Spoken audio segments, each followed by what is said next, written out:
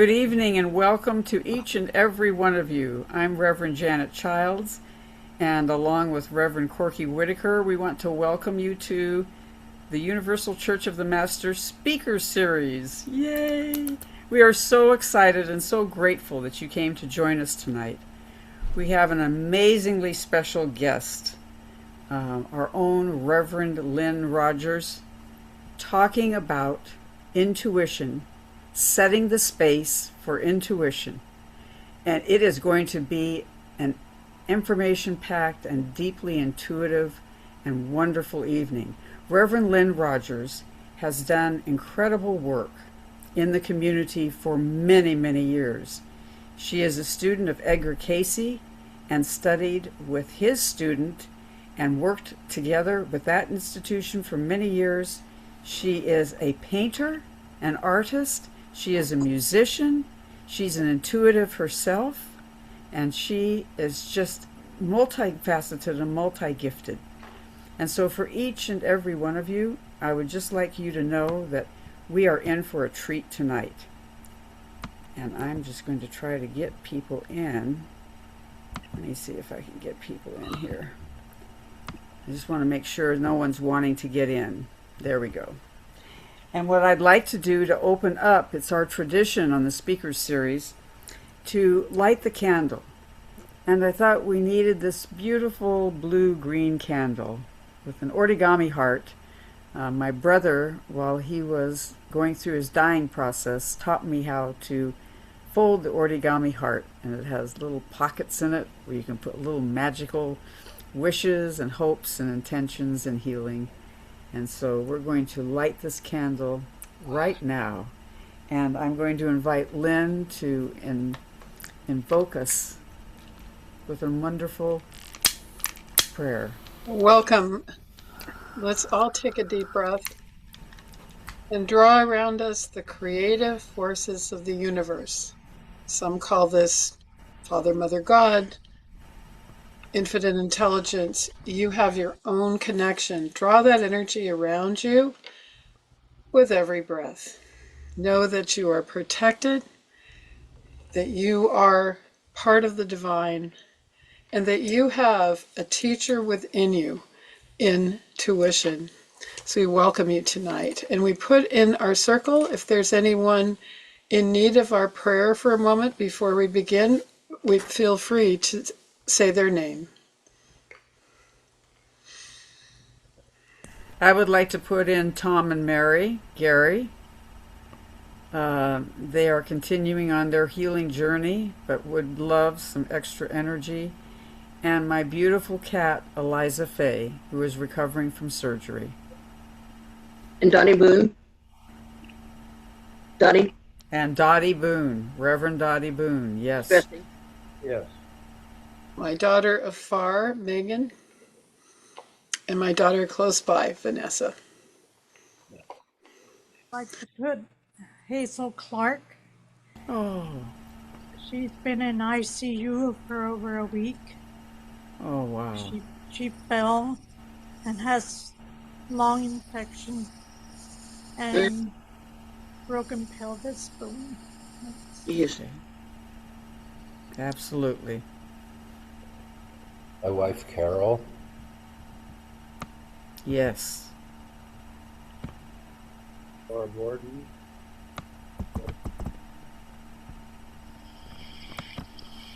We take all these prayers, spoken and unspoken, and return them to the hands of the Creator, and we allow perfect healing and perfect help to take place, and we ask for blessings for everyone connected tonight. Blessed be. So tonight our topic includes setting the mood for intuition. And we all have ways that help us to become more intuitive. Maybe it's resting a little bit in the morning instead of jumping up, taking that moment to be still, coming from sleep, and asking yourself what you feel guided to do. And you could almost feel it as a pull that pulls you into the day. Many ways that we awaken our intuition. For some, it's with music. and for some, a meditation and prayer. Edgar Cayce, America's most researched seer, said in the sleep state, when he did readings, that prayer asks the question, meditation can bring the answer. And one of the things also that came out in that material was that when we open to intuition or to the psychic, which means soul, it's really important that we have an intention to protect us, an intention of good. And that intention becomes our white light of reference. So you might think for a minute, as you wish to further develop your intuitive abilities, what is your intention with this? Is it to be of service, to know yourself better? You can share if you wish, or just call to mind intention, which makes a big difference in whether to delve more deeply into these talents. I'm a believer in more than one life and integrating Eastern traditions with Western traditions. I do believe that we have more than one life experience on the stage of life, and that we also are moving toward grace and forgiveness that transforms our karma into an opportunity. In our past lives, we might have studied intuitive gifts long ago. And you might be thinking about that. Where might you have been to develop some of the gifts you have? We have two talented musicians tonight, and this ability to express through music can come from past life experiences. My teacher, Jessica Madigan, described a person maybe who had a little handmade musical instrument at the time of the shepherds in Palestine, who perhaps was a musician in an attic garret, working constantly, but never really getting a chance to share his work. And we know the story of Mozart's sister. His older sister was a composer. She was brilliant. When her younger brother came along, they removed her instrument and asked her just to support him. And she tossed wonderful original compositions into the fire. She may be one of the child prodigies that we are seeing now, because our lives are continuous and purposeful. We're eternal beings. So in the UCM tradition, in our wonderful book by Dr. Fitzgerald, it talks about some key intuitive abilities. One is clairvoyance. Clair, clear, voyance, to see. Clear seeing. And there are different kinds of it. There's objective clairvoyance, where we almost see a picture with our real eyes. When my husband Joe passed, I hadn't heard from him, and I'm one who gives messages, and I was so upset I drove to Tom and Mary's to ask Tom where he was. And Tom said, well, even in the case of Jesus, there was a rest period, So after that passed for a while, I went to a UCM conference at Dottie Boone's center, and there was a minister, Chris Lucas, who had, we know, been in a very overwhelming accident with a young drunk driver long before. But he had healed against all odds and even come to give talks on forgiveness with the young driver. So he was leaving, and there was some fruit to take home. And I had the impulse to walk up to him, and I told him that Joe had died and he wasn't here now. And Chris looked me deeply in the eyes, touched my arm in broad daylight, and he said, there is no death. So I was driving my special daughter home in Joe's old van up Highway 17, and I happened to look in the rearview mirror with my regular eyes, and there was Joe in the back, floating. He was actually there. I blinked for a moment, told Vanessa, and he came back one more time. He seemed to be, his silvery hair was getting black at the roots, and he had his sunglasses that he'd worn when I first met him, and he was kind of cool in the electronics business. And there he was, an engineer, kind of always behind us, trying to get used to a new world. But he was really there. So I saw him with objective clairvoyance. I actually saw. Most of the other things that I see are more subjective, but sometimes if the night is late and the energy's good, I do see the colors of auras and sometimes the shoulders of perhaps an angel in the room. And I invite you to think about your gifts of clairvoyance. Do you see things right out with your physical eye? Do you see them with eyes closed? Do you sometimes see them in between? And at any point you wish to, of course, you can share. We'll have more time at the end, and we can have it now. So if something occurs to you, stories of how you used your intuition is what we're about tonight also. So that's objective clairvoyance. Subjective clairvoyance is with eyes closed, and our books teach us that all we have to do is really, I'd like to think a person's name 3 times or say it. And there really is no time or space to love. We can find close souls in body at a distance or out in between lives or in heavenly realms, I feel. There's also clairsentience, which is clear feeling. That's, hunches and psychometry, things that involve the feeling sense. And there's clairaudient, which is clear hearing. People have different ways of doing an intuitive reading. For myself, I need to hear the person speak for a couple of moments. Usually their name, maybe their birth date or month and day of birth, and then impressions start to come. So we all have our own way of using our gifts. This sort of parallels neurolinguistic programming. I used to give talks on soulmates for trellis singles a long time ago, and there would be a guy just before me talking about neurolinguistic programming, how if you really want to succeed with your date, you imitate their sensory style. So that was, and our sensory styles are not the same as our physical sensory organs. We might wear glasses and be highly intuitive, clairvoyant. But your sensory style is reflected in things you say. If you went on a trip and someone asked you what happened, you might say, you might talk in visual images, what you saw. If you're problem solving, you might say, I can grasp this. I can really get my hands on this. That's the feeling sense. And the audio people will say things like, I hear what you're saying. It sounds good.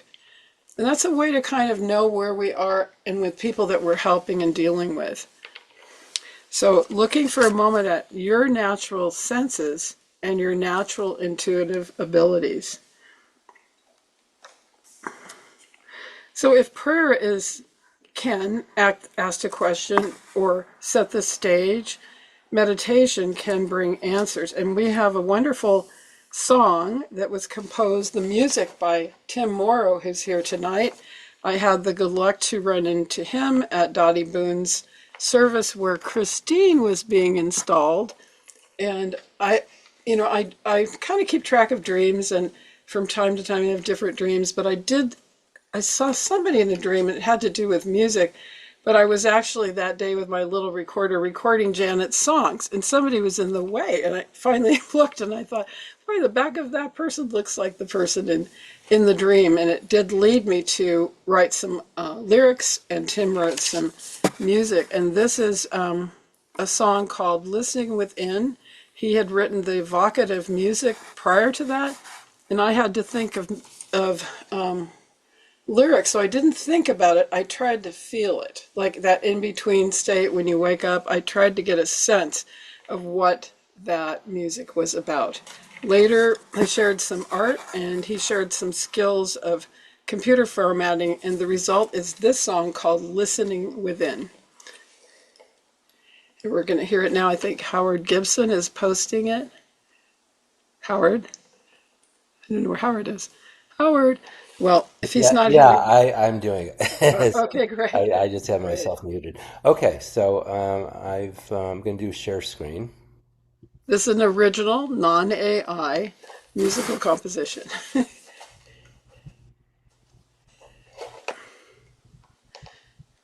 Okay, just give me a second.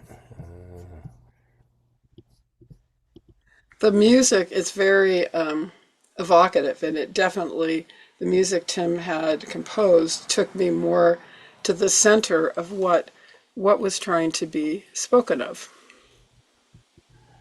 Okay. Everybody see that? Yes. Uh-huh.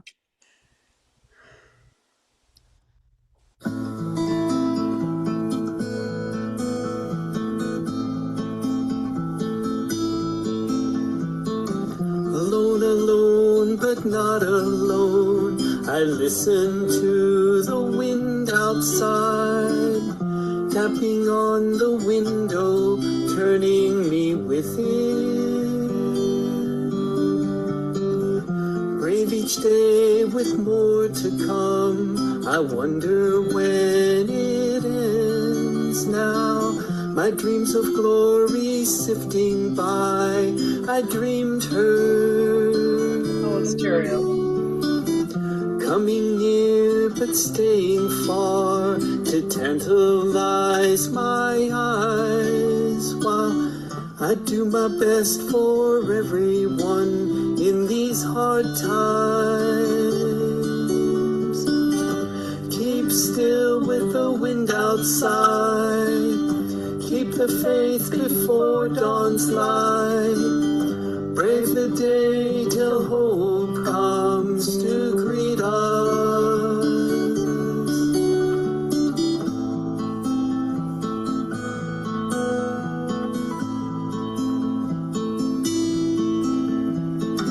Alone, alone, but not alone. I turn within the silence. Diving deep in night's embrace, I prophesize. Can it be, oh can it be, my vision of a dream comes. With compassion I go on, I can live now.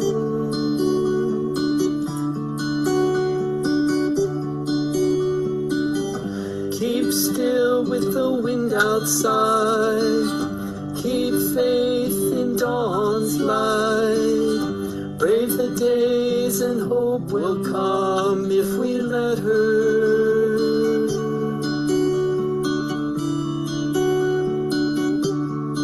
If we let her. Very Gary.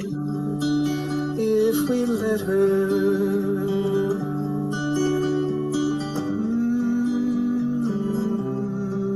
If we let her.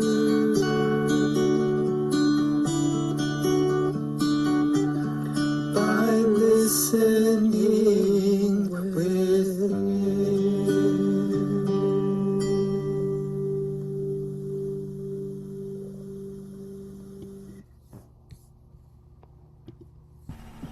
Bravo.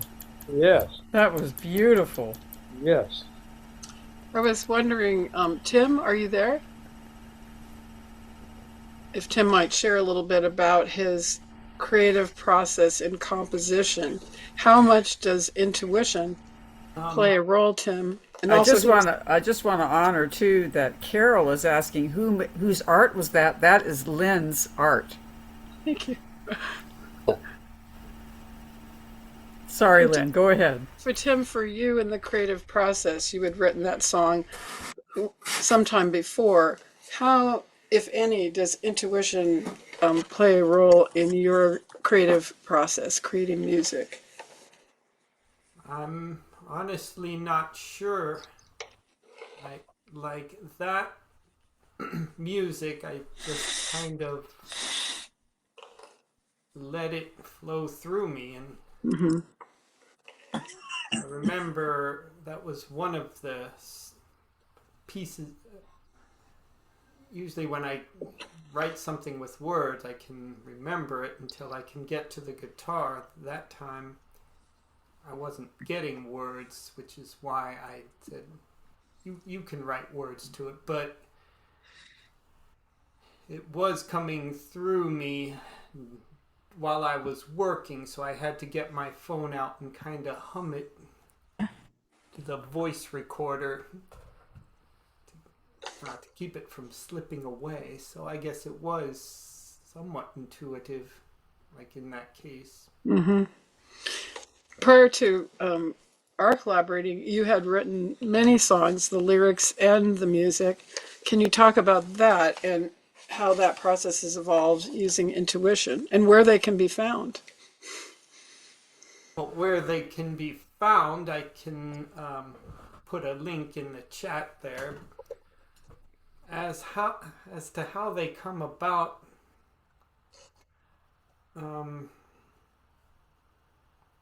again, I'm not sure how intuitive each one is. I think it's just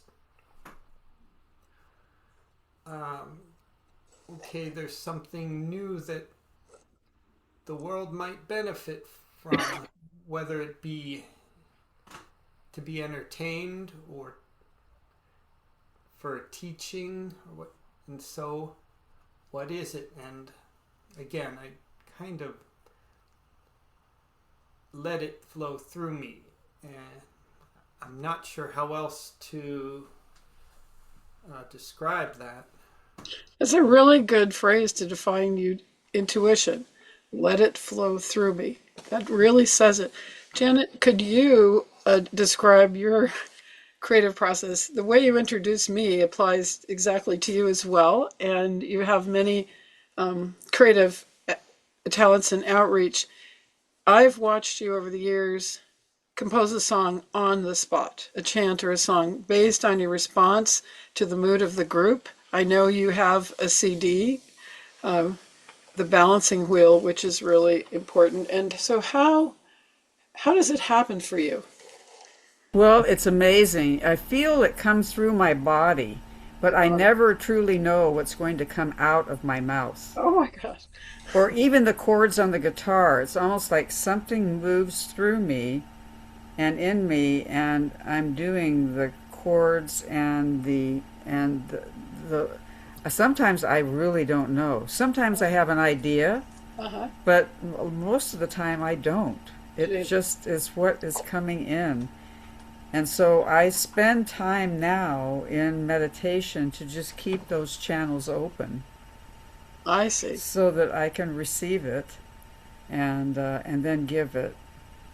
And then it comes back to me. Do you meditate just before a musical event, or do you meditate whenever? Yeah. Just before? Before, but also, just at different times of the day, I'll just take myself. Like Tim was describing how his song started, when he was at work. Sometimes I'll take a moment. I might be doing a task, and I can feel it coming through. Very interesting for you both. And that was Tim mainly singing in that song. There was a hesitant person, myself, testing to see whether I could sing. I tried more in other ones. But it's interesting to get inside people's process. Like for Tim, it's letting it flow through. For you, it's something coming into your body after meditating and honestly not knowing what words may come out. We also have some writers among us. There are many other creative people, but I happen to know some of them. One, Reverend John Simmons, has completed his first book. And what would you say about your creative process in writing this series of essays and vignettes about your life? The book is titled Memories, Medicine, Memory, and Metaphysics. Well, when I got out of the way and let it flow, it flowed pretty well. And your direction, Lynn, and your belief in me, and my wife's belief in me helped a great deal because it kept me going. I thought, well, there might be something here. So I let it keep flowing out and flowing out and flowing out. And lo and behold, before long, with Rose's help and with your help, Lynn, and a few other people, it kind of all happened. It just came together. We're coming up with the phrase, let it, with Tim and Janet and John. It's like, that's maybe our contribution to our intuition, to let it, to trust it and to allow it. Yep. intuit kind of comes from the Latin in, inside, and tuit is the root for teach. So it's a teacher inside, intuition. Intuition. Is there somebody else at this moment who might want to share a little of the creative process? One more I'm going to call on because she happens to be in my class. Sonia Sharma is a poet and self-realization speaker. She came from New Delhi, and she's working right now to complete kind of a story of cloth worldwide, a poetic story and its role in our lives.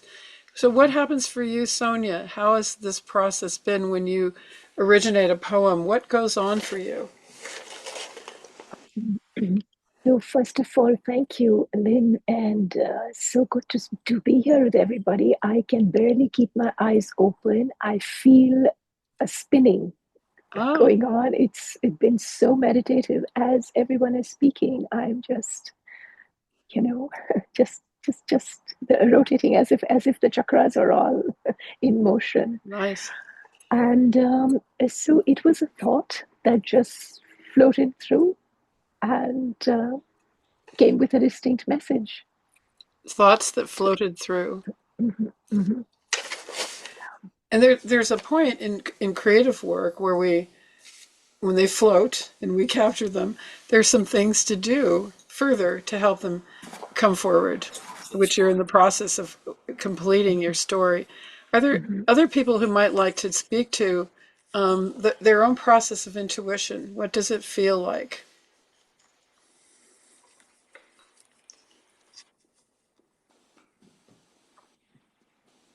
Is Joan here? Yeah, there she is. I've also listened to Joan's writing. She's very independent, but has graced our class with her presence. What happens for you, Joan, when you begin writing or speaking? Well, sometimes it flows nicely, and other times it just really doesn't. Mm-hmm. And over the weekend, I was so excited. My niece was here, and we like to play cribbage. And I usually win by 10 or 15 points.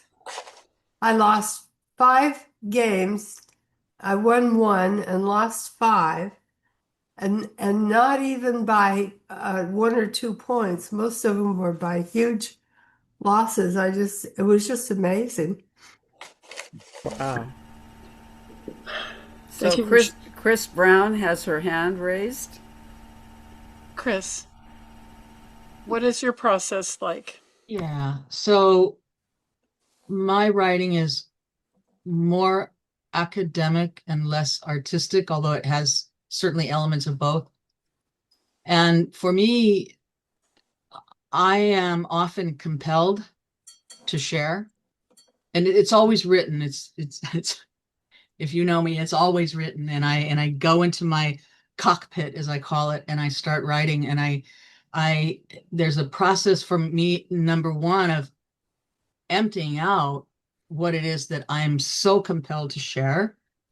And then there's another aspect that I work with as well, which is, what do I think my audience wants to hear? And one of the things I use is I don't want them to go away with, I wish I had known. So I'm trying to fill in what it is that I find interesting about a topic and what other people might need in order to bridge to there. Like, if I'm off on an idea, can I bridge my audience as well? Take them from where I believe them to be to where my starting point, and then move us forward together. And both of those are really important. I also really enjoy illustrations. I don't draw, but I find a lot of different ways. I guess you'd call it collage from the Google Resource Center. But I work really hard to put pictures together that will convey sometimes the fact, sometimes the emotion or the idea. So I want to give, because we have, audio listeners and learners, we have visual learners, right? And we have other kinds of touching learning. into that. So I know that I use all three of those. And I've been creating work for others to hear for a very long time. So I guess I've had some instruction, and I've also kind of had experience and negative blowback. So some of my current stuff is very exciting to me. And I will say at the moment that I'm writing for first and second graders right now, which is a whole new spin, and really puts in a whole new creative element that I want to say I can get away with, because they're first and second graders and visual is potentially more interesting and more important. But that's what it is for me, is I am filled to the brim with ideas, but if I'm going to share them, I want to make sure that I make that connection with my intended audience. I see. Chris, are you a teacher? Excuse me? Are Are you you a a teacher? teacher? Yes, / tutor. I mean, depends on how you want to Yeah, define it, but yeah. I've been a teacher my whole life. I've got a Uh-huh. degree in teaching, and I I I do a lot of tutoring Okay, for good. Yeah. K through 12. Yeah, I was doing that too. Because also was writing for different groups too when I was teaching. I was writing for first graders and high school kids too. Well, thank you all for sharing. I want to broaden out not only is our intuition, we've talked about creative pursuits, we've talked about now business and teaching. I know Cheryl, who's running for the UCM board, did say, you said one of the ways you described yourself as one of your gifts is in listening, and that I think that you listen and problem solve in an intuitive way. Could you describe your process, Cheryl? Don't know that I have a process, and I don't pursue this a whole lot, but I have had experiences, clairaudio and visualization also. The most profound one was audio. My father came to visit me after his passing, and it was quite a few years after his passing, probably nine years after his passing. I was in prayer meditation before going to sleep, and I heard the death rattle. I don't know if you know, I think most of you know what the death rattle is, and the only time I had heard it before was the night that he passed. And that's how he got my attention.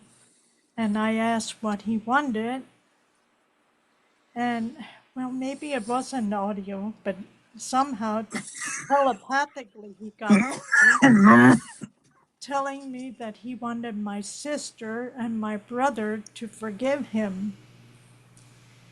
He wanted to move on. I understand that from the other side they can be with us very easily, and he wanted to move on. And it took me a long time to share this with my sister and brother, because I know they didn't believe in these things like I do. But I've eventually did tell both of them, and I don't think to this day either one of them has forgiven him. They hang on to, I'm this way because of somebody else, bitches. I need to let people know how much forgiveness really means. I had a regression, and I went in my present life, and I didn't think I'd be emotional over this, but I remembered my mother trying to drown me at about 2.5 years old. In this life. Yes. And I forgave her in that moment. And that same time, I had a Kundalini rising just from the forgiveness. It's not the other person that the forgiveness really helps, it's the person forgiving. So, and then another great experience was in meditation. I saw this big baby come close to me very vividly. And I somehow knew that my daughter-in-law was pregnant again. And then when he was born, he was 2 pounds, 4 ounces. And I could put my hand out and cover him. He was supposed to be born in April. He was born January 3rd. Very premature. But I think the reason I saw him that large was to give me hope. And of course, my son and Rosa had the choice of allowing him to live or not live. And when they asked me what to do, I said, whatever you decide, you have to live with it. And he survived. He had strokes while he was premature, and he was airlifted to the Children's Hospital in LA. But he did well he had lots of operations, and he passed a few days before he would have turned 13. Cheryl, may I expand on that story? May I expand on your story, Cheryl? Okay, you're muted now. Interestingly, when we think of the whole flow of lifetimes, she had had a nephew who, a young nephew, young adult, who was, I guess, left by his girlfriend for someone else, and he lost, he had a weapon, lost control of us, and there was some disastrous ends in that setting. It appeared to us in readings he returned, and he had a great love quality as Cheryl's grandson Marcelo. With many limitations, he really, under grace, exuded love. And so it felt as if that was a soul lesson that she experienced with him in 2 different incarnations, and has talked to him since. So, has talked to him since. Thanks for sharing some very personal accounts. A lot of times we really learn by storytelling, to learn what and draw from one another's experiences. The idea that we can communicate with someone who is either maybe even has what we call an impairment or has a brain limitation. They're often, such people are very highly intuitive because the Creator is fair, and when one expression is suppressed, the intuition becomes very, very high. And Cheryl described her grandson as great rolling energy of love as he went through this difficult lifetime. I have a special daughter. She's highly intuitive. And we read about, I read in graduate school, I think it was undergraduate school, that there are 9 kinds of intelligence, so that math and reading that we are equated with our school system are only 2. Another one is called intrapsychic, and it's people who have an internal spiritual perception of life, which we do here, the intangible, and are sensitive to it. There's also interpersonal. People are very attuned to the moods and cues and the feelings of others. And there were several others. Relationship to nature. There was one that was kinesthetic, like Muhammad Ali, another spatial. But to look at intelligence, it's interesting to look at how people who can't express through some of the conventional intelligences are very high in the intuitive and very high and can teach us a lot.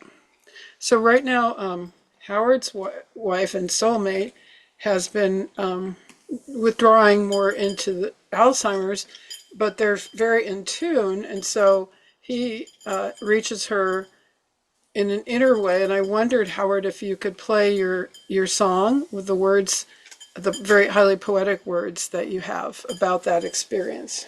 Sure.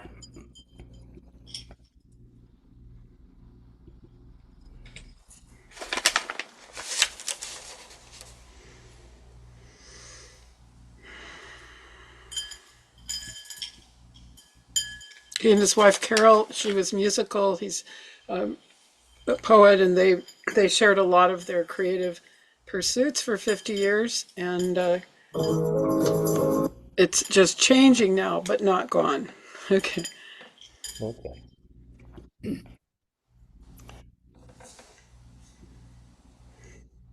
Makes us think if we have people in our lives who have changed or have had some kind of health issue, left the body, or if we're experiencing that, how the inner being continues to communicate.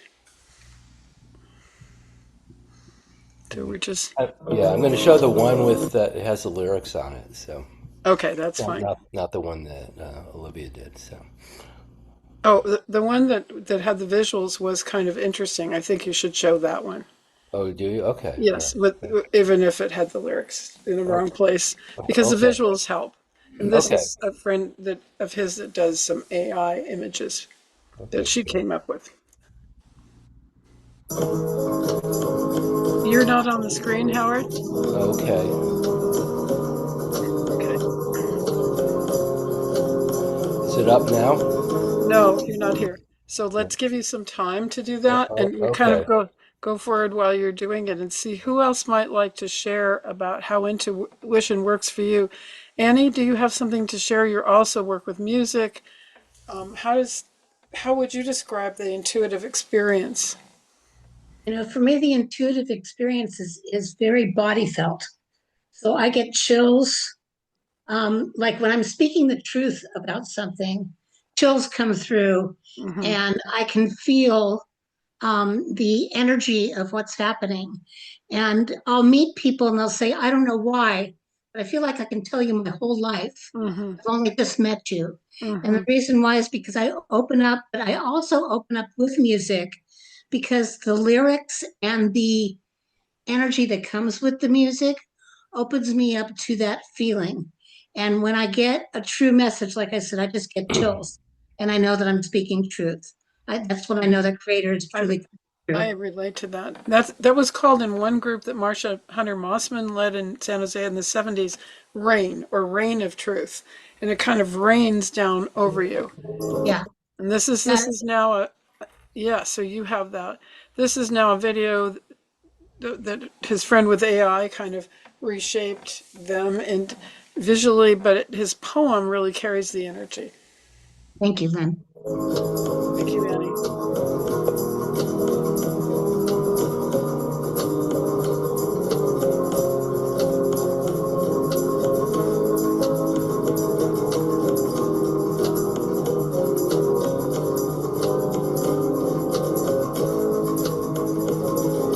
She's still there in the chimes of old songs that bend time on their transcendent paths, on the corners of the avenues, in the darkness that fills the rooms at night with their subtle glow of moonlight from the windows.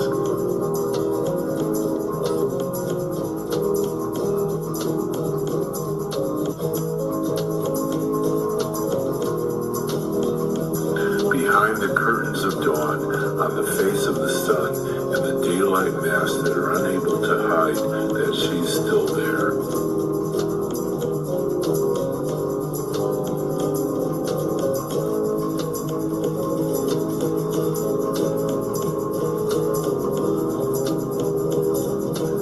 And she's still there, out outside the waves of belief, in the rows of prayers that line the fields of grace, in the clang of ceremonies that revert to their beautiful chaos.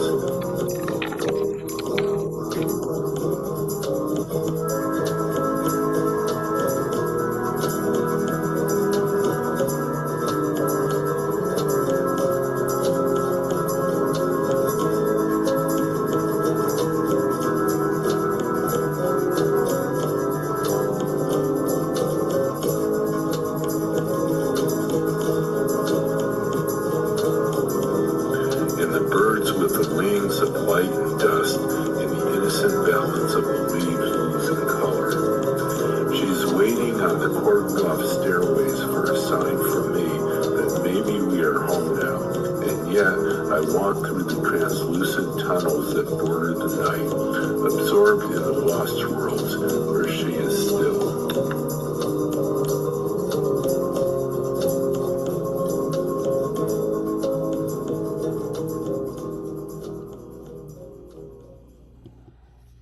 Thank you for sharing your poem, Howard, about that connection that we feel that is intuitive. It is intuitive, and we can feel it closely with loved ones, even if they are partly withdrawn from us through issues that they experience before they transition. And we have a wonderful Anne Corbin. Annie has her hand up. Thank you. Sorry, Thank I you. just, You got thanks, interrupted. Lynn. Sorry, go ahead. No worries, no worries, Howard. That was an amazingly beautiful song and message, and it Thank you. opens my heart up and, my feelings up so much. So thank you for that. Well, So thank you. another way that I also intuit, Lynn, is through dreams. Oh, But I can yes. tell an Yes. intuitive dream Yes. from just a regular dream.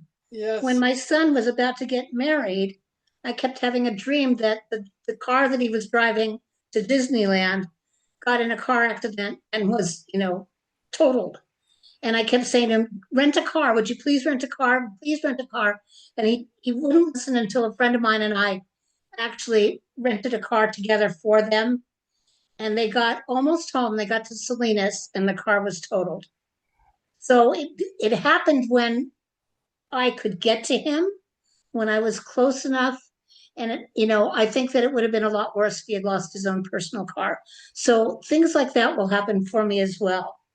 And so I'm so grateful every day for my intuition. Thank you. Thank you for sharing that. Is there someone else who wanted to share about how your intuition works before we go to the next aspects of this? It's all free flowing. We're following our intuition. Okay.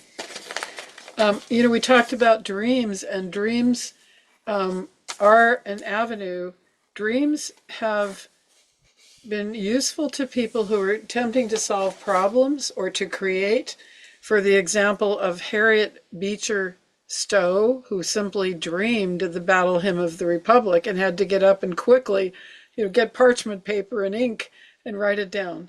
And another person by the name of Elias Howe, was trying to invent the sewing machine, and he kept putting the needle up close to the machine until he dreamed that the thread had to go through the other end. Abraham Lincoln apparently dreamed before his crossing that somebody was lying in state, and it was he himself. Also, another one of our presidents, I've forgotten which one, he had a White House physician, and he had a cat that he was very close to. Speaking of which, there's fur covering part of my screen. And one night he had a dream that Tom, his cat, had reached his paw into the president's mouth, and he was rubbing at the top of his, I guess, palate.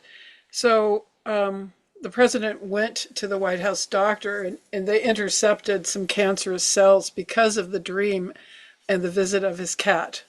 So dreams have really played a part. They say Einstein's theory of relativity was solved with that famous picture that of circular continuity. So dreams are a way that our higher self can communicate with us. My spiritual teacher Jessica said there are about 7 levels of dreams. The physical is you've been driving forever and you go to sleep and you keep seeing the road, or you're taking a medication that doesn't agree with you and have nightmares. Oh, The okay. the mental level are dreams, as I just described, where you kind of Sure. sleep on a problem and awaken either with a dream or with a sense. Emotional levels of dreams could include maybe having a boss who's just pressuring you all the time and dreaming that you're running from a bear, kind of an exaggeration and a release of your feelings. But dreams always have a key. There's some type of key that helps solve it. The spiritual level of dreams, she said, is very intuitive, and that is where we really are in our higher self. The degree I have, transpersonal studies, means trans beyond the mask that makes us feel separate. In that higher self state, these real dreams and real visits and real encounters take place. I want to call on you, John, for a minute because you've had a lot of unusual experiences that you perceived with intuition and with your physical senses. Does anything come to mind that, or how intuition helped you, or experiences that connect to intuition that you've written about? Well, I'll tell you about two dreams. When I was really mad at my husband, Earl, at the time, he had been uncomfortable and had been very verbal about it, and I was tired of it. And I was going to a class, and I had a nice young man in it, and he was kind of interested in me, and his wife had died recently.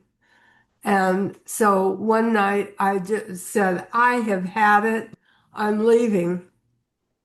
But I didn't say that. But I went to the door and I started pounding on the door and saying, what should I do? And that night I did not leave. That night I had a dream. I was going down a road and there was a big sign that said, there's the devil you know and the devil you don't know. So anyway, I did not leave. I stayed with Earl. And within 6 weeks, the other guy had passed away. And, Mm. and after he had a stroke and lingered in the stroke, and it would have been a terrible catastrophe if I had walked out that door. But so then another time, I was upset about my blood pressure, and I said, so I was stomping around the bedroom and I said, is this how it's going to end? I'm going to fall down dead with a heart attack. Is that the answer? And so that night I had a dream that I was fooling around at my desk, and my first husband showed up and he said, do you have your ticket? And I said, no, I don't have my ticket. And he was an accountant. So he was dressed like an accountant and had a briefcase. And so I kept fooling around at my desk. And he said, for a while, he said again, do you have your ticket? I said, I don't even know the itinerary. How can I have a ticket? And he said, well, I have my ticket, so I have to go on. Well, he had passed a number of years before that dream. And so I realized that whatever my blood pressure and heart problems are, that's probably not going to be my way out. But those two dreams were very, very vivid and very impactful. And even as I'm telling you what they are right now, I can visualize them and see all the details in them. You're So what still very vivid. yeah, what I learned about that is that if I ask a question, but there has to be emotion in it, it can't be, how will this end or what should I do? There has to be really an emotional, uh, Hmm. strong emotional connection there. Interesting. When you ask the question, that I can get good answers. Interesting to note. Thank you, Joan. John, did you have anything to share regarding intuition in your life? Well, I could share a lot about that because I think we all live by intuition, whether we recognize it initially or not at all, sometimes, I suppose. But many's the time working with psychiatric patients who were very dangerous and had hurt people or killed people and were probably difficult. And I was one-to-one alone with them, working with them on a unit. And I would go by my intuition. It would tell me what I should do and what I shouldn't do. And I did interventions quite often based more on intuition than logic. Mhm. And when I was going through nursing, the director of nursing said, "We're going to try to cut you out of nursing because you're not healing, you're not learning to heal people. You're using your intuition and your other skills." And that's not what a nurse should do. And I said, "Oh, quite the opposite. I think a nurse should be doing that." Well, she said, "We don't do that here, so I don't want to see that here."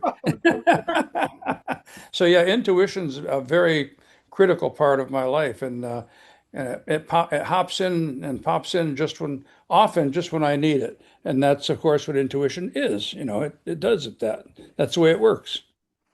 Thank you very much for that. Speaking of souls who have crossed over, there's another song. Tim Moore wrote the music, I wrote the words, and collaborated on pulling that together with illustrations. It's called A New Star in the Heavens. And I think, Howard, your projection was a little bit louder. Are you able to broadcast it, or should Tim? So this is about the process of people crossing and the intuitive connection that still remains. Are you there, Howard? Okay, maybe not. So, are you there, Howard? Okay, he must have stepped away. Maybe, Tim, you have that song. Are you able to play it? Yeah. Yeah, I have it, Lynn. Okay, Howard. Yeah, I'm having some technical confusion. Would you like Tim to do it, or are you able to play it? I've got it up. I can do it. Okay, all right. Okay.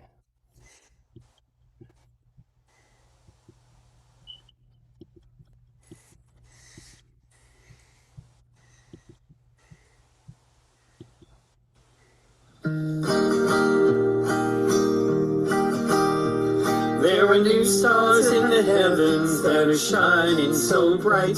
There are new stars in the heavens that light up the night. Those stars are our loved ones who passed from this world. They keep us from danger, their new wings unfurl. We're not alone, though to some it may seem so. They keep the love light, if only in dreams, though. Their stars in the heavens are shining so bright. New stars in the heavens that light up the night. I lost my sweetheart, he left from this world. Lost him to sickness, and down I was hurled. Till he came in a dream and he kissed me at last. I knew it was he, and our love had not passed.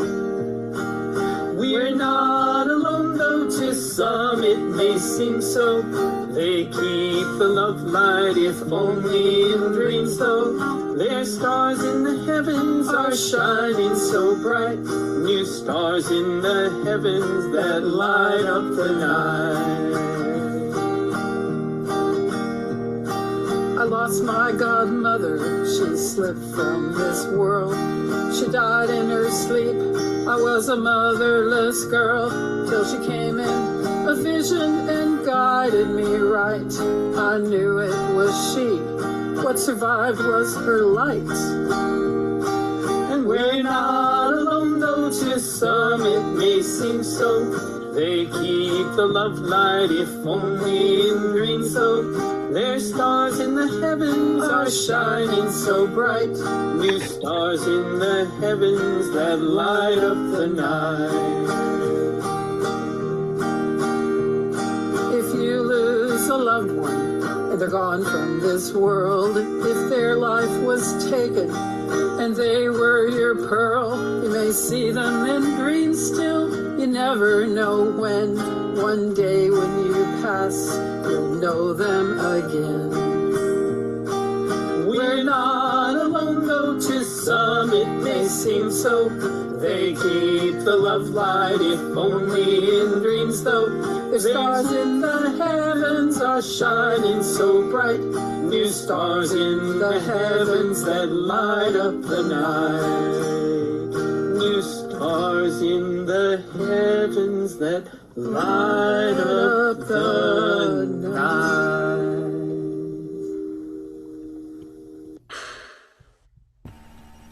Beautiful. You know, listening to it, I feel like, where did that sound come from? It kind of came through. Would you say that, Tim? Or maybe yeah, it felt like it sort of came through.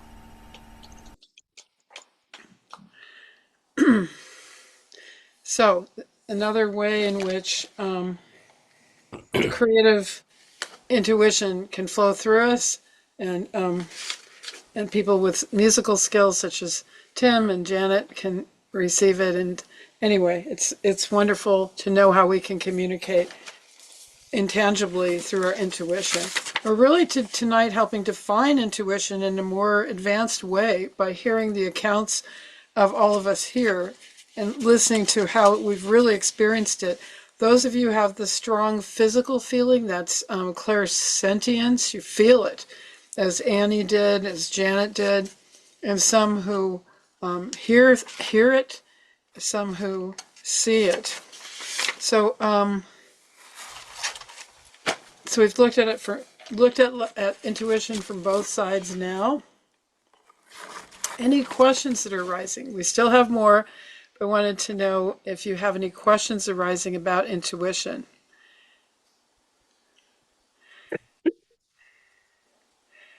Lynn, So we're gonna go ahead.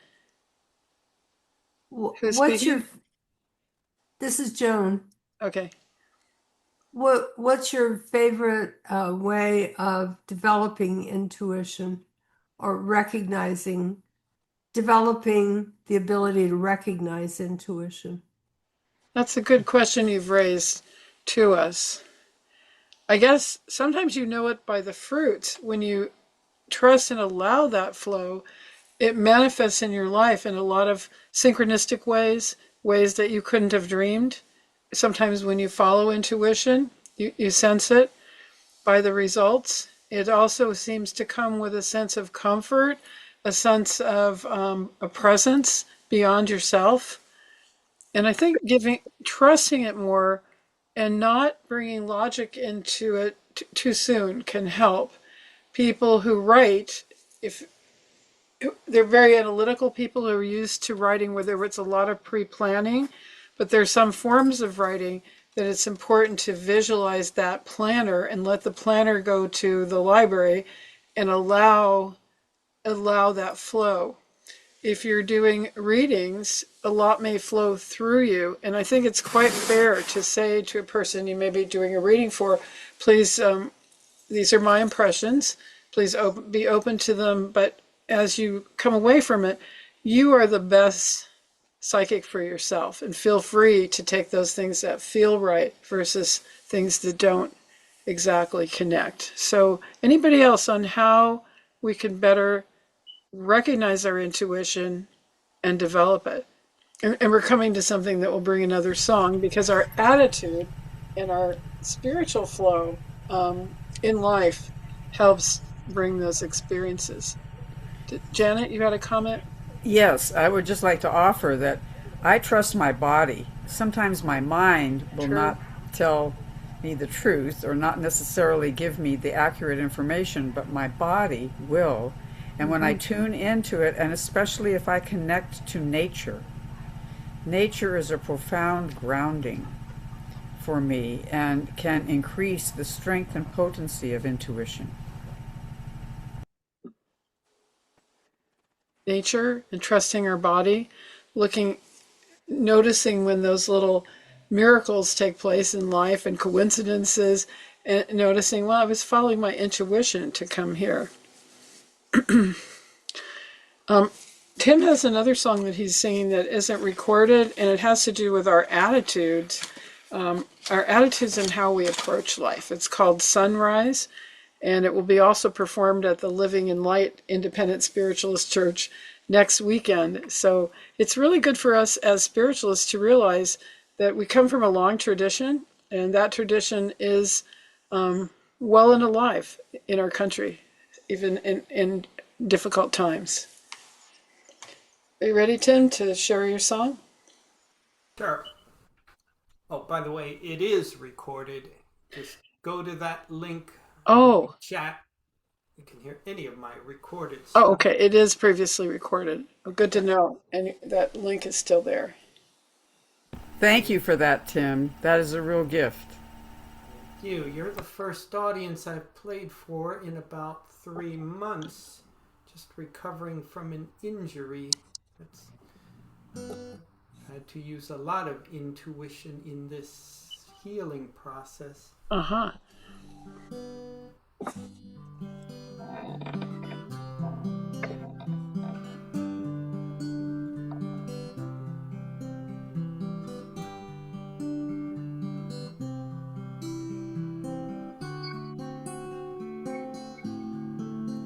Like all things, this too shall pass, but the eternal truth is something we must not forget.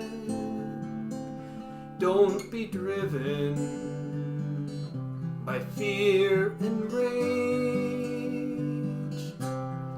Those emotions are notoriously inaccurate.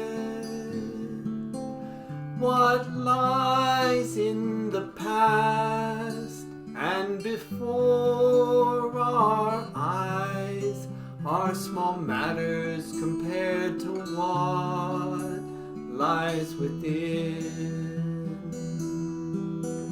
However dark the night, the dawn will always break. So let's wake up to watch the sunrise.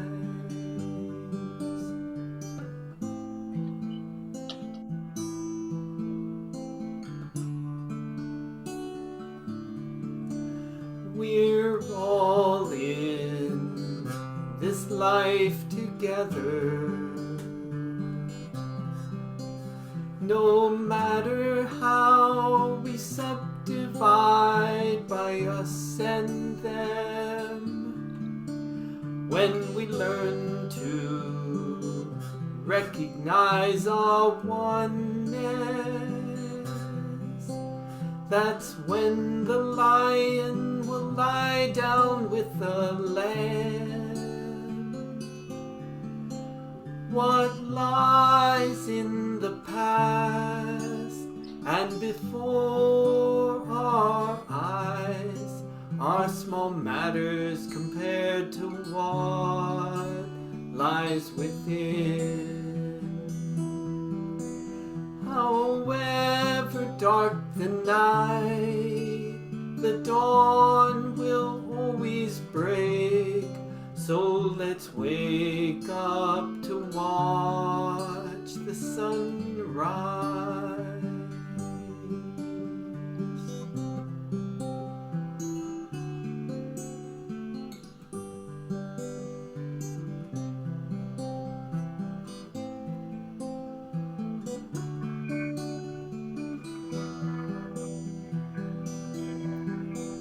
However dark the night, the dawn will always break. So let's wake up to watch the sunrise. Let's wake up to watch the sunrise.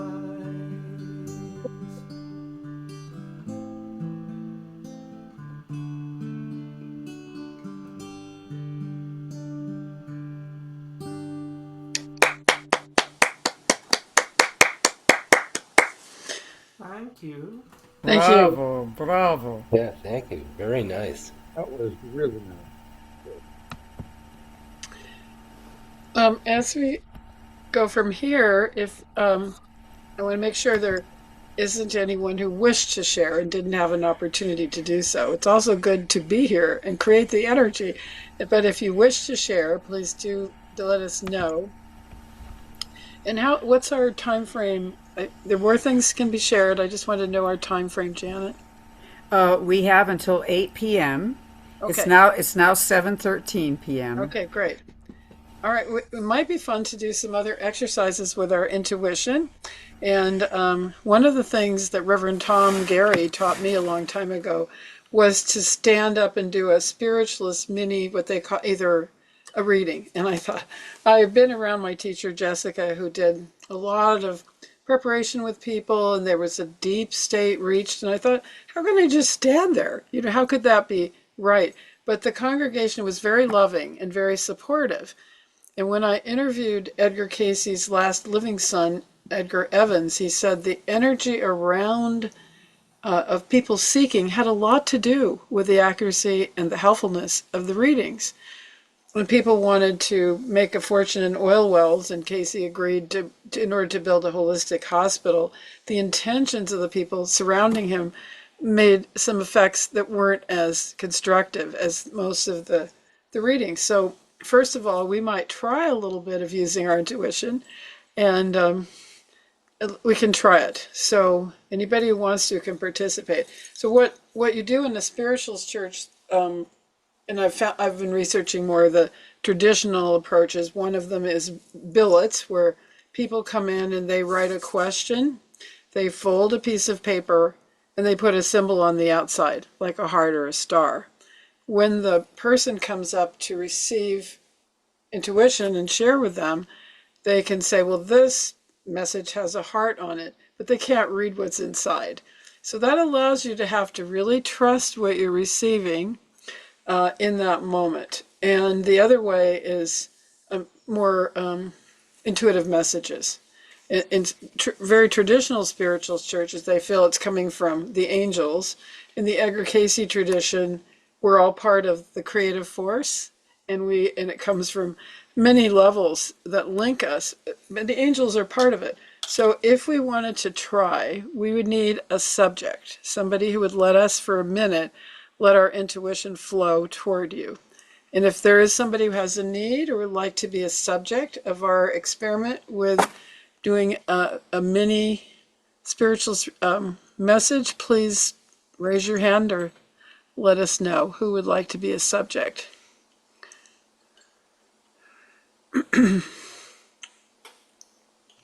Okay, Christine St. Clair. So if I were doing that for you, Christine, in person, I would ask if you could kind of uncross your hands. And we have a distance between us, but there really is no time or space. So to be kind of open for that mini experience, I like to hear a sound of a voice. So I'm going to ask for that. Those of you that are more visual, you might want to just gaze at Christine for a bit. And she's kind of gazing back. And just see what happens with your eyes. Maybe your eyes kind of one wants to close. You might want to take off glasses. It might be something you see, but not in our usual way of seeing. And a feeling, you can extend your energy toward Christine and then back again and see what it feels like. There's no right or wrong with this. There's no right or wrong. Howard wanted to know if Christine could go on a larger screen. Possibly so, but it won't be from Janet and I helping it get there. I can tell you. I guess there's a way to pin the screen, but I'm not familiar with it. I just did. She says you can, pin from the setup. Okay. Yeah, I just did. Okay, okay. Anyway, so we're going to send our energy if you're a feeling person. We're going to kind of let our eyes half close if we're a seeing person. And if you're a listening person, I'm going to have you say your name 3 times, Christine, and we'll, what happened to Christine? I don't see her. I'm here. Oh, there you are. Okay, so let's just take a moment, draw in our deep breath, And let's think of life as in our last song about raising up with our spiritual purpose, being a channel of blessings, knowing that we want to be of help, we want to learn and grow. So Christine, and you can just observe the impressions you have and share them right after. So Christine, can you say your name, maybe your full name at birth and today, 2 or 3 times, and gaze outward? Christine Annette St. Clair. Christine Annette St. Clair. Christine Annette St. Clair.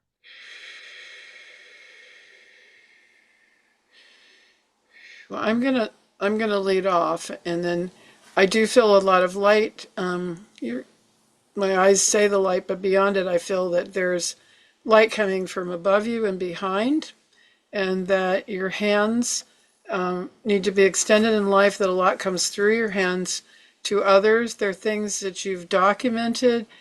Color is associated with them, things that you know and may need to either write, teach, record, to share. There, we don't diagnose it all, but green comes in as an energy of life-giving green foods being good for you now. And I feel a feeling of purpose and peace. Is there someone else who would like to share? And just allow your impressions. She can decide later what she wishes to keep. Anyone else who's having an impression?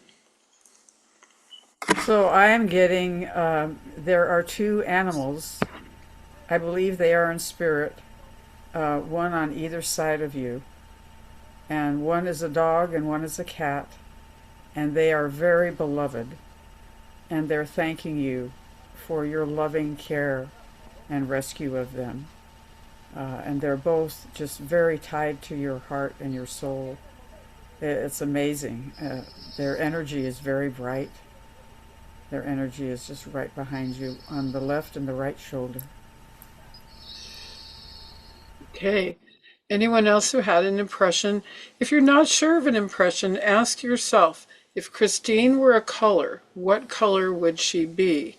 And what do you feel about that color? And that's a way you can connect and you can read. If she were a color, what color comes to you from your inner self? And what does that color mean to you? Anybody want to try that? You can.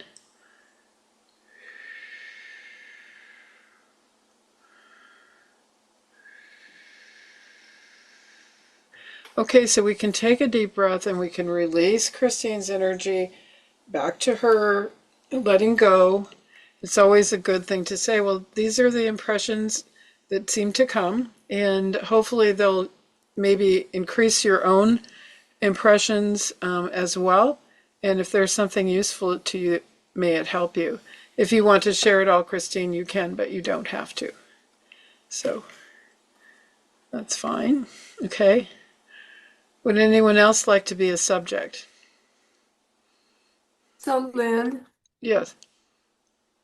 for Christine, I sort of got a message of proceed with caution.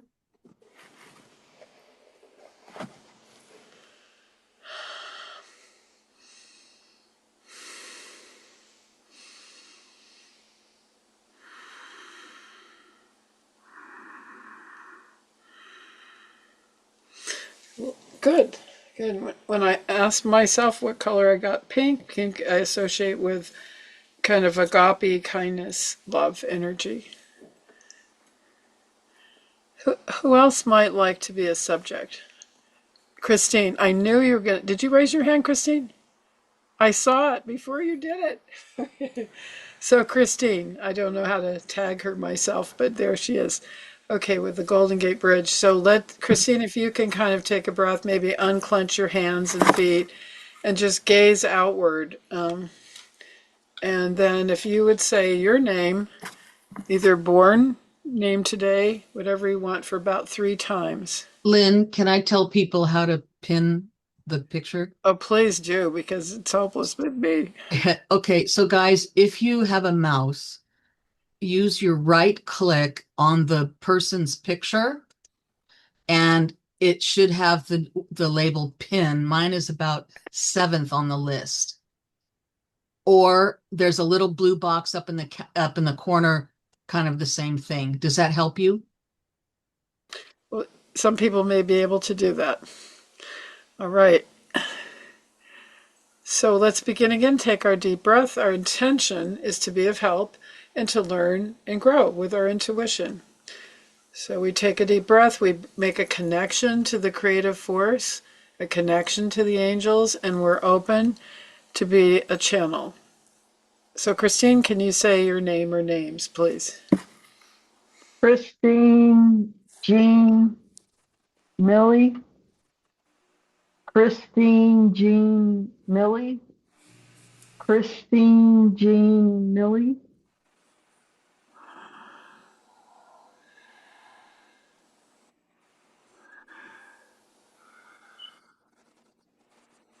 I just see half a picture of Christine. Oh, there you go. But there's only. That may be all we have. So maybe the best we have. I'm on my phone. Oh. Okay, that's why you only have. Yeah, we'll go with what we have. Can we do center again? Take that deep breath. Set our intention. And Christine, can you give us the names? Christine, Jean, Millie. Christine, Jean, Millie. Christine, Jean, Millie.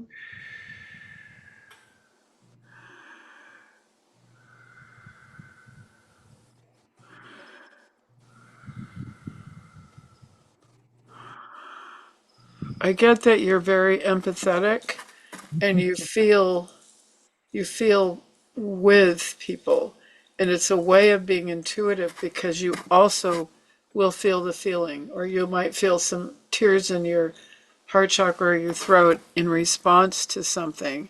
You have healing ability, and I think the issues that your loved ones and that people go through that have to do with health issues are frustrating to you because you want to bring them to a full resolution. I believe you've been in the temple of healing in 11,000 years ago in Egypt, and you did see a lot of healing and psychic surgery. In our dimension, it goes more slowly to come to healing, and sometimes healing is transition from this world, said Dr. Gladys, Cayce doctor. So you feel with, you do bring healing, and you have a light, almost the color of what you've subconsciously chosen to wear. You have that in your aura. I've always seen around you, and I could be entirely wrong, but I've always felt you had a recent lifetime very similar to who you are, but happened to be in male gender. And tonight when you were saying your name, I wondered if that particular lifetime you might have been actually called Eugene in the different spelling of it. So take that for what it's worth. Does anyone else have something to share? Trust yourself. Trust your intuition.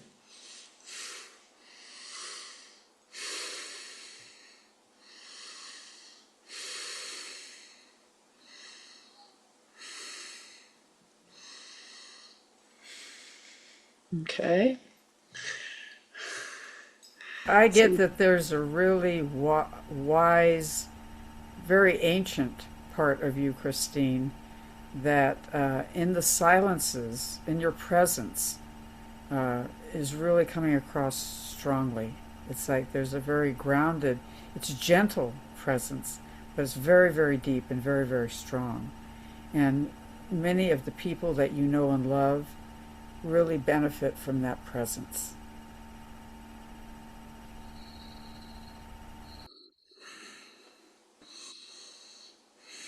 Anyone else? If Christine were a color tonight, use your imagination. What color would you give her? That's a great way to make an intuitive connection. Blue like the ocean. Who said that? Me. Oh, okay. Blue like the ocean.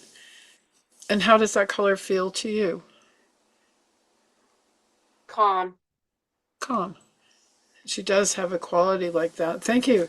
And that's a way that we can bridge. Our imagination is not far from our intuition, and just beginning to trust it a little bit, you make a connection.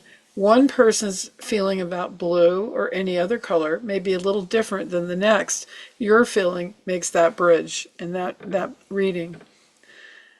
Anyone else who'd like to be a subject? I can see someone I'm thinking about. Are they going to raise their hand? Corky, can we come to you? Can't hear you. You're muted, Corky. Yeah, sure. Okay. If you could just uncross your hands and tell us your name or names. As we take our deep breath, we center on being a channel of blessings. Charlene Ivory Whitaker. Charlene Ivory Whitaker. Charlene Ivory Whitaker.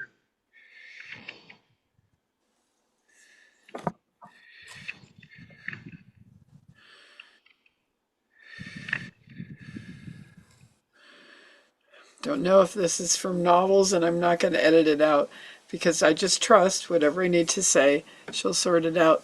The first name you had seemed to tie you to a recent past life that could be in maybe in the New Orleans area in the South, in which the roles, the dress, the manners for women were so carefully prescribed. And I think in this life that was wonderful to let go of, not only certain stereotypal roles, attire we've all maybe been subjected to, but it helped with a feeling in the other life, because in the other life you felt quite different from the roles, the expectation, the manners, the clothing. And there were some interesting things going on with you in that life. You were connected with, might have been Charleston, South Carolina. You seem to be connected with the beginnings of the Civil War, with boats, with things that were going on at night. And it was different than what one would expect of that name given to you. Well, my mother would love that. Oh. I was named after my two grandmothers. Oh. Charlene and Ivory. I see. I'm having a hard time knowing Corky versus what I'm coming up with. I have the answer for you. I used to struggle with that. I don't anymore. If it's something I know about her, but that's what comes up, I trust it, even if it's something I knew another way, because it's coming to the fore right now. So I would just share it. Well, I came up with her being deeply religious. Uh-huh. And I remember when we were in Hawaii, I don't remember the name of the woman, but she was an astrologer, and she spoke of how Corky has in her chart, it shows her being, for lack of a better word, religious. Yeah, well, it's, I find myself, as I get older, being very spiritual. Yeah, I think I am, anyway. You are. And spiritual. Well, and that was part of when I stopped drinking. I mean, as part of the process of stopping drinking, that was something that I really took a deep dive in, how to be better, and.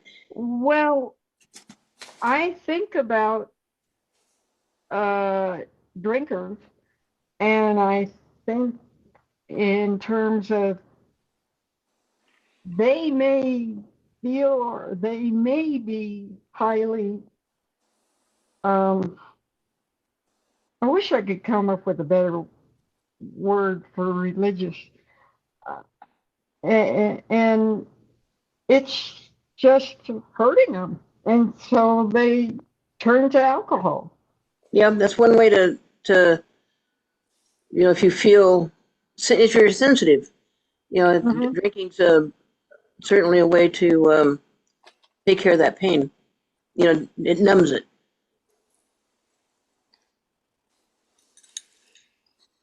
Look at the kitty.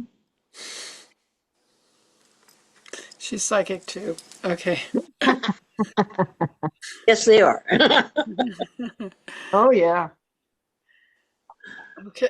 Yeah, interesting. And Christine's experience brought up that question. At the first, I'd say, well, can't say that because that's something I know, or I can't say green because she's wearing that shirt. I just learned to trust it. If my attention went to something I know or it went to the green she's wearing, nothing's by chance, and that's what I'm meant to share. But always with a disclaimer after, these are impressions. We're all people, human beings, channels, and please listen to your inner self about what to take from this that helps you. Anyone else? Well, Oh, go ahead. Lynn, trust is a big thing for me. Growing up, my lifetime was like every 2 years, I was in a different environment. So as a child, as a grown-up, trust it's difficult. Even trusting yourself and your impressions. Well, this could be a good way to work with trust and to work with just letting that part of you flow. We have gifts that are very much needed. We have wisdom. Even the wisdom now that they used to think scientifically that we stopped accumulating new information at 30 or 40. Not true. There were articles a few years back in Time or Newsweek about how there is a fine network that continues to develop they've already got up to our late 80s, 90s. It's continuing, and maybe it's a physical description of wisdom. I forgot what type of neural pathways, but as we mature, as we grow older, we contain and can express so much wisdom that's really needed. Anyway, I hope you trust and I can sense that with you. Second guessing, don't do it. Just give yourself a vacation and trust who you are and what your perceptions are, and see where that takes you. It helps others. Thank you, Lynn. You're welcome. Anyone Thank you, else want Christine. a guinea pig or to receive a message right now? I can go, Lynn. Okay, Sonia, can you be on visual screen so I can see you? Okay, great. All right, Sonia, so this would be a time we'll take a deep breath, and we're going to, you're a little farther away. I don't know if you can come closer if that's hard to do, so people can gaze at your loveliness. Okay, and so we're going to ask you to say your name or names. And I know you speak many languages, so they can be in different languages and different dialects. And then we're going to either feel with her, send your energy forward and back, go with the sound of the words, or go with letting your eyes kind of gaze and grow heavy. Ready? Begin. Sonia Sharma. Sonia Sharma. Sonia Sharma.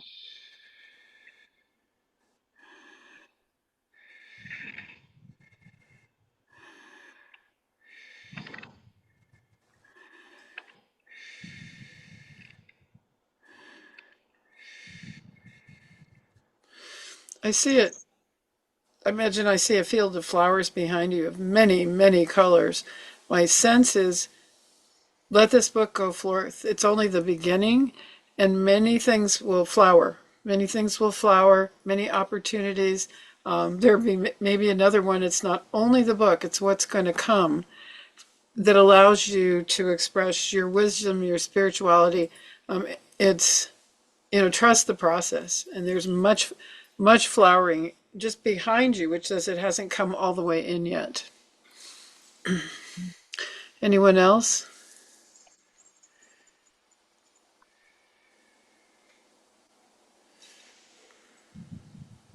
What I experience, beautiful Sonia, is that there's a beautiful winged bird. It almost looks like a phoenix,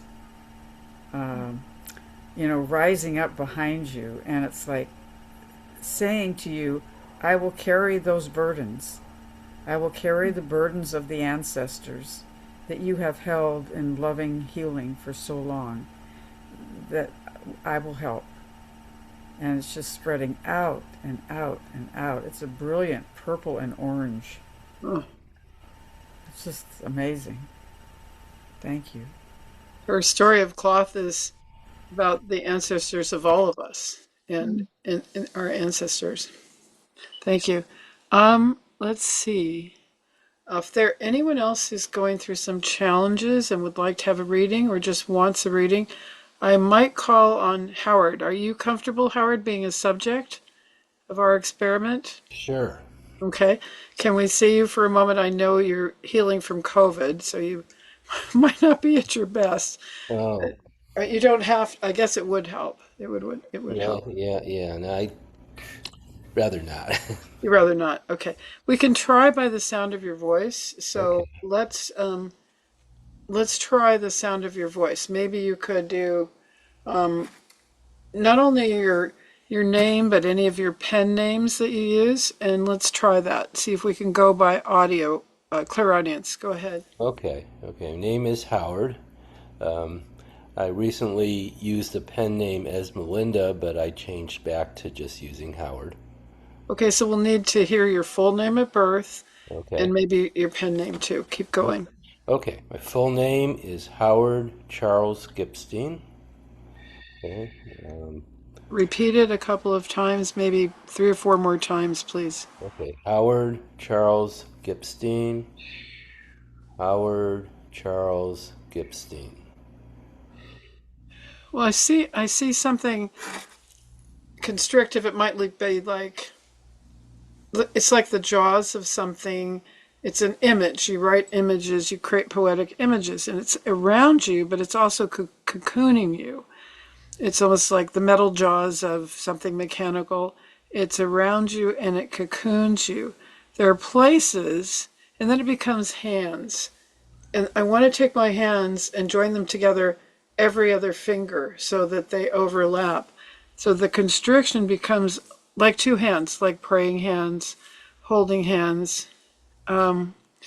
Your wife, Carol, seems both in other worlds at times and also with you. And she's trying to bring to you a bit of a foretaste for all of us of other realms. So you can speak to her. She might answer only minimally or in a childlike way, but she is knowing and experiencing things. Your feelings that she's with you sometimes in your apartment you shared are true. She spends a lot of out-of-body time with you. And she's comfortable enough where she is. This isn't her favorite life experience, but she knows your steadiness and your closeness and your touch. So prayers and spiritual chant may be a way out of some areas of constriction. And seeing that the areas of constriction have given you kind of a safe haven to isolate, but the hands come together and come in a prayerful way and then open up more to life's experiences and higher grace. Anyone else for Howard? And say if they are, you can say your name again if someone else wants to try. You want me to say my name again? Yeah. Okay. Well, Howard. Go ahead. Howard Charles Gipstein.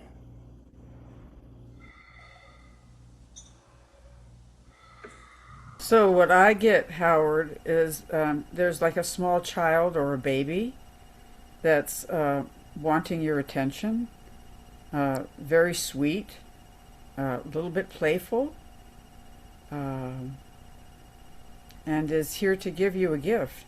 It feels like it's like a gift. Oh, okay. Thank you. I'm getting also that the Gibson name because of the recent lifer discovered as that producer who passed early, he probably had some connection actually in his earlier life, even to the Gibson girls. And so it's a bit of a carryover choosing that. And they say we do influence our prospective parents sometimes with name changes. We may come in a dream. We may push them intuitively to select names that we want. Anyone else for Howard? Okay, please, Joan. I see him like in an egg, breaking out of an egg into kind of an expanded awareness, and just like he's been waiting for this experience and now he's breaking out. I don't know if that's his writing or his understanding of life or what, but it's like breaking into a new awareness.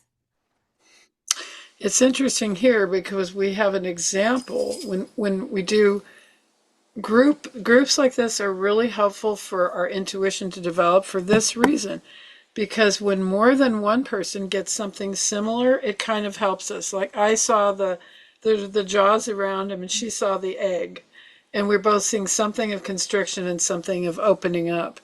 I remember back when I was quite young, and a book I wrote about the early spiritual movements here in San Jose, being a young person. And I didn't trust the impressions until we sat in a group like this, and two other people got the color yellow or gold, and another person got something about, an animal. So it can help to share and see what comes from you, and it gives you the ability to trust a little bit more of the process. Anyone else? Anything for Howard? I think it might be for the whole group. Okay, and just speak up, Cheryl. We are all allowed to love ourselves. I know it's not the tradition. It sounds selfish, but it is. The most important person in your life is yourself. And you're allowed to love yourself and give yourself time and attention. Your body, your soul. Allow that love to come in, and your father or mother, the Creator, loves you. If you can allow that love to be felt.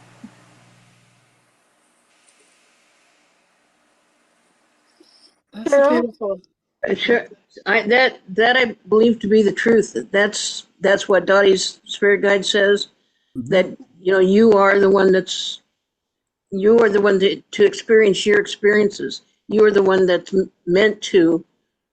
You're here for your growth, and as you affect other people, that's part of it. But that's you that's doing it. That's you are the everybody. Yeah. Right. You are the creator. When you forgive, you're doing it for yourself. Absolutely. Because the other person, may choose to or not to, accept your gift of being forgiving, and they have to forgive themselves in order to have to benefit from forgiveness. Forgiveness is you do it for you. Right. I mean, because you're the one that's being affected by it. Both your answers are very hit home pretty nicely. It's and I think I even put in the chat. I asked, how do you know if you have forgiven? And so that kind of answers that. Thank you. Yeah. Well, part of it is that if you think of that person, what kind of response do you feel? I mean, if you still feel jealous, or if you feel, if you tighten up, then, there's still work to be done. If you feel like they have nothing, it's like totally forgetting about somebody, that they never come up to your mind ever again, that you've forgiven them, they can go on. You can go on. You're releasing those bonds change that, that, because, boy, holding on to that stuff is really hard. Mm-hmm. Yeah, it's a And completely letting go of it. just let it go. It really doesn't, it's the best thing you can do for yourself is to let go of the past. Mm-hmm. Let go and let God. Yeah. Totally. Yeah. Totally. Thank you, Chris. Thank you. Thank you, Howard. We've covered a lot of ground, and we've learned from each other. And I think it's very helpful to me anyway to hear from the inside out how intuition is working in others' lives. It helps me on my path as well. And I think we have a wonderful opportunity through this speaker series hosted by Reverend Janet, who is a musician, and she is a grief counselor, and she's been a minister, and she's been many, many things in her saga. Thank you for this opportunity to share. Thank you, Tim Morrow, for your music, and for the contributions of Howard and others. And remember, you have an inner teacher, the Intuit, the teacher within. And we've learned tonight to kind of allow it to flow. And we've learned tonight to feel it. Sometimes it comes through our body, it comes in other ways through our dreams. And we've learned a lot together. And hopefully we can continue to journey with more exciting topics. Thank you, Janet, for this opportunity. I want to thank you so much, Reverend Lynn. You've just given us an incredible gift, and this has just been an amazing time together. And so I would like to offer to each of you to take the energy of healing that has flown around like a river, and just soak it up, soak it in. And thank you, Lynn, so much for being our guide, for bringing us to the banks of the river so that we can dip our souls and our hearts and our lives into that ever-loving, everlasting river of love and spirit. Thank you.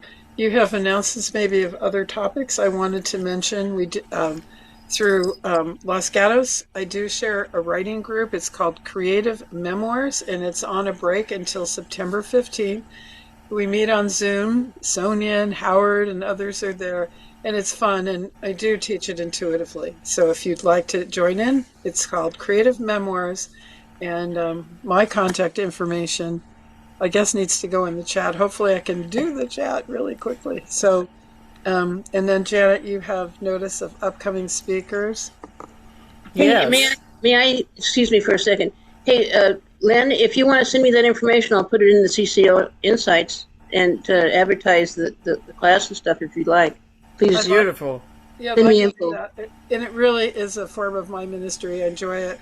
And Yeah. we do have, Joan has graced us with her presence, and a lot of us have some memories we'd like to capture or to do some channeled writing, and or may have dreams of novels, and it's really a nice opportunity for us to share at a safe place. Yeah, especially on Zoom. I mean, if it's on Zoom, I Absolutely. might want to come myself.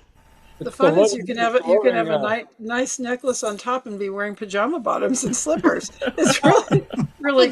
Exactly.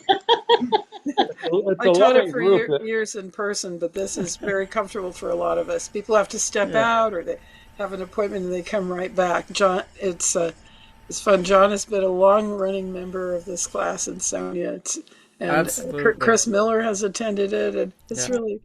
really a fun, nice way to capture memories. I don't teach it in a heavy pre-planning way. I really talk first about letting it flow, and then we learn things about shaping it up. It is a loving group, and you really feel comfortable flowing in that group. No kidding. And being with others who are doing it. It brings that out in you. A lot Absolutely. of little And we books need have to emerged. spoke. I have two authors whose parent were in the Holocaust, and one book is complete. It's called, and it was a wonderful book by Sam Janierberg. His parents, the descent of the Nazis was very intense. They knew he wouldn't be safe, and his mother said one day, he was a young teenager, he happened to look more Aryan, and she said, "Run as fast as you can, run from here." And he ran, and he lived in actually German encampments, temporarily work details hiding his identity. And at the end of the war, he thought he was the only Jewish person still living. And he went into a movie theater, a movie played, and somebody said in the audience about the producer, is a Yid in Yiddish. And he thought, somebody knows Yiddish. It turned out there were other young people. And at that moment, he found out that he was not the only human being who had survived. Very moving, some of these stories. We have all kinds of things that people share, from light, the light to the more serious. But invite you to come sometime. Check it out. We'll be meeting again. We run in segments, so many weeks, and then take a break. September 15th. Chris was just holding up the book that you made sure I wrote. Oh yeah, here it is. Yes, there it is. And you named that, Lynn. That was Lynn's name for the book. I thought it was absolutely perfect. I agree, John. I agree. Sometime John and I talked about maybe coming and talking about some of those stories and some of the stories we've written sometime. Sure. Let's do it in this series. How did you write the letters backwards? Very carefully. Chris, did you say you had a song? Chris, did you have a song to sing? Did you send me a chat of that or not? No. Okay. No. Okay. No. It might be something. Chris. But I would just like to offer, Chris, I'm just going to riff off of you if I can for a moment, and do a song that's not copyrighted, so we won't be kicked off of YouTube. There is a river flowing. There's a light growing. We are held in the loving arms. We are held in the loving arms. We are wings spreading. We are wings spreading in the loving arms, in the loving arms, in the loving arms, in the loving arms. Very nice, Janet. I was going to interject earlier when they were talking about the river. It's going to say "Old Man River." Exactly, but don't do that. Don't sing it. Don't sing it. We'll be in trouble. That's a beautiful song. Just the title. It's a gorgeous song.